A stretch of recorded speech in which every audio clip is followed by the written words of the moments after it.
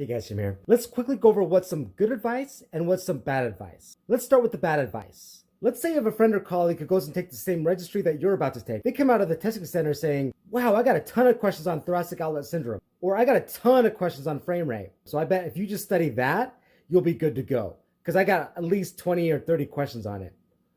Bad advice, because the test changes based on how you answer it. So chances are your friend or colleague answered the first question about thoracic outlet syndrome incorrectly. So the test knew that they don't know anything about thoracic outlet syndrome. So they got bombarded with a bunch of questions on that subject. Now, the best advice you could ever hear about the registry is basically study everything. Let's say you're taking the abdominal exam. It might be a good idea to go find someone who has a vascular book and study that too. If you're studying your pediatric sonography, it might be a good idea to review some adult abdominal sonography. Sometimes I like to pull questions from different registries that are kind of the same and put them together. If you're going to take your abdominal sonography boards, it might not be a bad idea to review some vascular sonography material.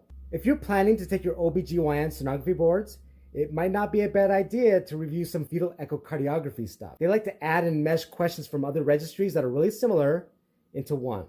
Bad advice? Don't focus on that one thing that your colleague told you. That will make you neglect everything else that you need to study. Good advice? Any registry you take, they could add in CT or MRI, even nuclear medicine. If you're taking your echocardiography boards, it would be a good idea to review some nuclear medicine studies. It doesn't matter how much you think you know about the boards you're about to sit for, because the test has an algorithm programmed to find out what you're weak in, what you're insufficient in. Even if you know everything about a board, they will find something that you're weak in.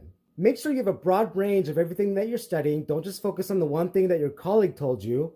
Make sure you kind of review other registries. If you're taking your fetal echo boards, review some OBGYN. If you're taking your OBGYN, read some fetal echo. If you're taking your vascular boards, read some abdominal sonography. If you're taking your abdominal sonography, read some pediatric sonography, and vice versa. The only way you can pass these boards is if you study hard, and you test yourself.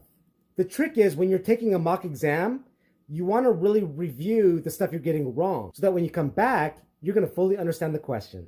I'm Jim with ultrasoundboardreview.com. Thank you so much for watching, and we'll see you next time.